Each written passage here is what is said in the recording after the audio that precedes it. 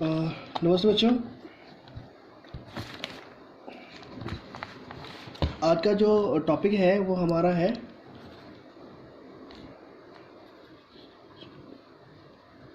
चमकीली फ्रेंच की फ्रेंच उड़ाई। देखिए, जो लास्ट टॉपिक हमने कल परसों पढ़ा हुआ था वही का वही टॉपिक है, बिल्कुल वही है। काली की जगह मैंने सिर्फ कैंसिल करके क्या लिखा है, चमकीली फ्रेंच लिखा हुआ है।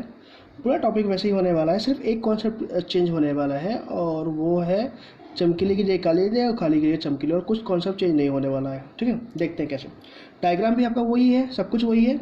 यहाँ पर पिछली बार जो हमने माना था कि हमें अगर पिछली बार काली फ्रिंज का फ्रिंज चौड़ाई निकालना था, तो हमने माना था कि ये काली फ्रिंज है, इसके नीचे ये चमकीली और इसके ऊपर ये चमकीली। बट इस बार हमें क्या निकालना है, इस बार हमें चमकीली फ्रिंज की फ्रिंज चौड़ाई निकालनी है। तो इस बार हम क्या मानेंगे, हम मान रहे हैं कि ये जो है ना, अब ये फ्रिंज की हमें चमकीली निकालना है, तो हम ये मान रहे हैं कि ये जो फ्रिंज है ना, ये हमारा कौन सा हो गया है, चमकीली फ्रिंज हो गई है। ठीक है, तो अगर ये चमकीली फ्रिंज है, अगर मैं ये बात कर रहा हूँ कि ये अगर चमकीली फ्रिंज है तो इसके नीचे कौन सा होगा, काली फ्रिंज, इसके ऊपर कौन सा होगा, काली फ्रिंज। अगेन इस बार हमें क्या निकालना है, चमकीली फ्रिंज की फ्रिंज चौड़ाई। तो हमने मान लिया कि इस बार ये चमकीली फ्रिंज हो गई।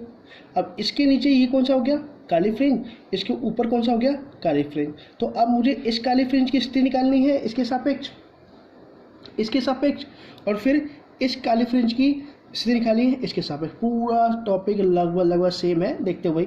अगेन बताने की जरूरत नहीं है कि S1 S2 क्या है, D क्या है, कैपिटल D है, सब कुछ वही है। इस बार जो चेंज होगा, इस बार हम लिखेंगे XN जो है nth चमकीली नहीं लिखेंगे, क्योंकि हमें पता है कि नीचे वाली जो है वो काली फ्रिंज है। तो हमें काट के यहाँ पर लिख देंगे काली फ्रिंज की पर्दे M से के केंद्र से दूरी हो गई। और XN प्लस क्या हो गया, ये भी हमारा क्या हो जाएगा, काली। तो आप अपने पुराने नोट्स में काट के मत लिख देना, आपको ये नया टॉपिक लेके उसे सॉल्व करना। मैं तो इसलिए कर रहा हूँ ताकि आपको सिमिलर लगे, हाँ क्या क्या सिमिलर है, तो बाकी सब सेम है। अगेन अब मुझे क्या करना है, ये देखिए, अगेन हमने क्या माना है कि P, ये इस बार ये क्या है, काली फ्रिंज है। अगेन बार बार रिपीट कर रहा हूँ, बीच में क्या है, चमकीली। चमकीली के लिए अगर निकालनी हो तो नीचे कौन सा बनेगा, काली, ऊपर कौन सा बनेगा, काली फ्रिंज। तो इस बार P पे कौन सा बन रहा है, काली फ्रिंज। अब हम वही मानेंगे कि S1 से जो जाने वाली प्रकाश है और S2 से जाने वाली जो प्रकाश है P पर, दोनों पर जो पदांतर वो कितना होगा। तो वही प्रोसेस है, S2P माइनस S1P, फिर वही लम डालेंगे S1 से N, तो ये जो पार्ट है NP इक्वल टू क्या हो जाएगा, S1P, सब कुछ वही है। तो हमने लिखा delta equal to S2P minus S1P, और S2P को हमने दो पार्ट में डिवाइड कर दिया, S2N प्लस NP। जैसे ये वैल्यू रखी हमने, NP और S1P दोनों एक दूसरे के बराबर है, कर जाएंगे। अगेन ये जो है NP, इतनी वैल्यू जो है वो है NP और ये है S1P, तो ये इसको कैंसिल कर देगा।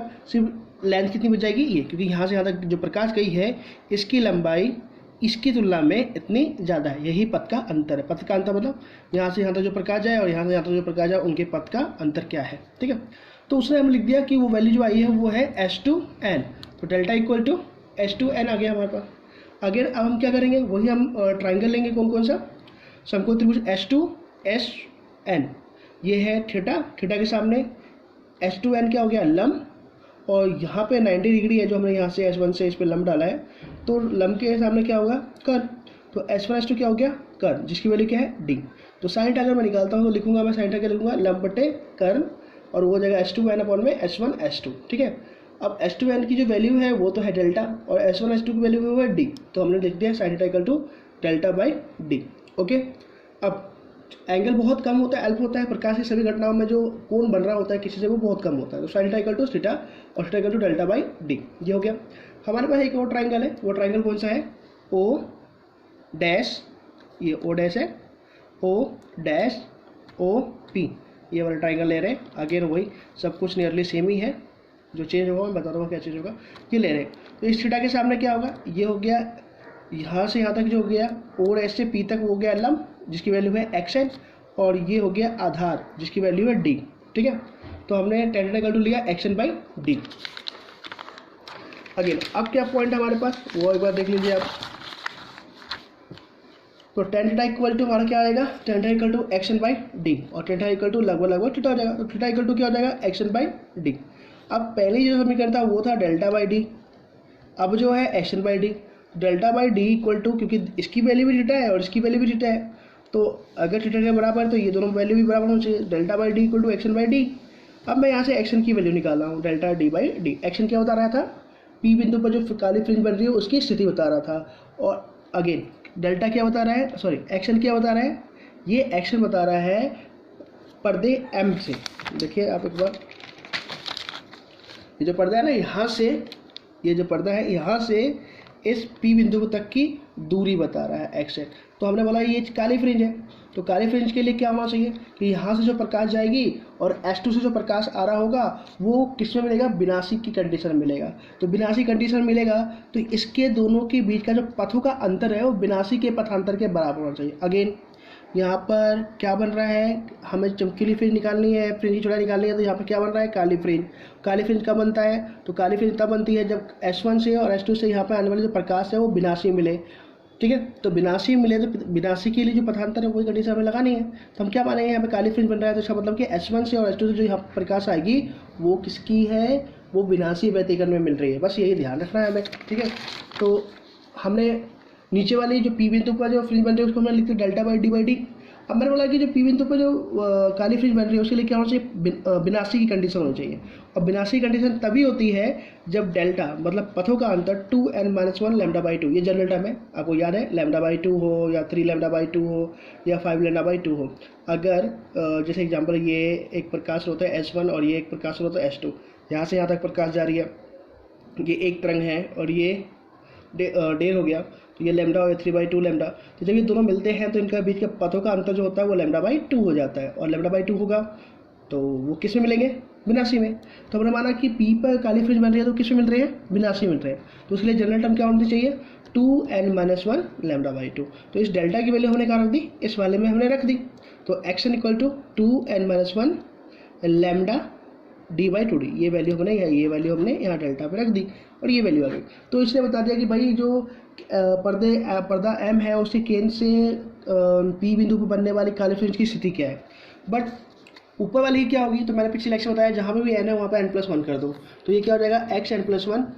तो हमें ये करना है जहाँ भी n है वहाँ पे n+1 कर दे। तो इस वाले क्वेश्चन में देखिए यहाँ पर n था, यहाँ पे n+1 कर देंगे, ये n ना यहाँ पर और 2n से मल्टीप्लाई है, तो हमें यहाँ पे n पे n+1 रखना है और उसे 2 से मल्टीप्लाई करना है। ठीक है, तो वही मैंने किया, 2 लिखा, n की जगह मैंने n+1 लिख दिया और ये -1 पहले से था ही, ये -1 पहले से ही था।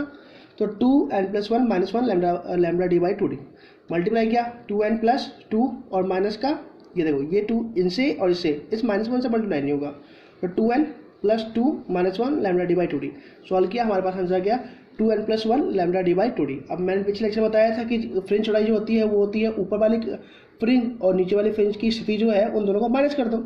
तो अब जो निकालना है चमकीली फ्रिंज की निकालनी है, तो ऊपर वाली काली फ्रिंज की स्थिति और नीचे वाली काली फ्रिंज की स्थिति दोनों को माइनस करना है। तो xn+1 की वैल्यू ये है, इसको रखेंगे, और एक्शन की वैल्यू ये है, इसकी रख देंगे, दोनों को माइनस कर देंगे। तो हमने पहले रख दिया xn+1 की वैल्यू और फिर xn की वैल्यू रखी। अब लैम्डा डी बाई 2d पहले 2n से मल्टीप्लाई होगा, फिर 1 से, फिर ये भी 2n से और फिर 1 से। तो जैसे मैंने मल्टीप्लाई किया lambda D by 2d, 2n से ये आ गया, फिर 1 से किया ये आ गया। अब ये माइनस है तो पहले माइनस होगा, फिर माइनस माइनस प्लस हो जाएगा। तो लैम्डा डी बाई 2d को पहले 2n से मल्टीप्लाई किया और फिर लैम्डा डी बाई 2d को हमने 1 से मल्टीप्लाई किया, तो ये आ गया। तो ये माइनस का है और ये प्लस का कट गया, ये lambda D by 2d plus का और ये lambda capital D by 2d भी प्लस का। दोनों का एलसीएम लेंगे तो 2 लैम्डा डी बाई 2d आएगा, 2 से ऊपर जाएगा, बीटा भी आएगा, लैम्डा डी बाई डी आ जाएगा। ठीक है, तो अब ये भी फ्रिंज चौड़ाई वही आ गई। अब देखिए काली फ्रिंज की फ्रिंज चौड़ाई भी वही है और चमकीली फ्रिंज की फ्रिंज चौड़ाई भी वही है। तो ध्यान रखना जितने भी फ्रिंजें बनते हैं, जैसे मैंने पिछले लेक्चर में भी बता रखा है कि ये जितने भी ये जो जैसे काली फ्रिंज है, ये चमकीली फ्रिंज है, काली फ्रिंज, तो जितने भी काली व्यतिकरण में फ्रिंजें बनती हैं, चाहे चमकीली हो या काली हो, कोई सी भी हो, सभी की फ्रिंज चौड़ाई बराबर होती है। ठीक है, इसकी चौड़ाई इसके बराबर, इसकी चौड़ाई इसके बराबर, इसकी चौड़ाई इसके बराबर, इसकी चौड़ाई, सबकी चौड़ाई बराबर होती है। और टॉपिक जो है इसका हम बाद में डिस्कस करेंगे। आज के लिए इतना ही, थैंक यू।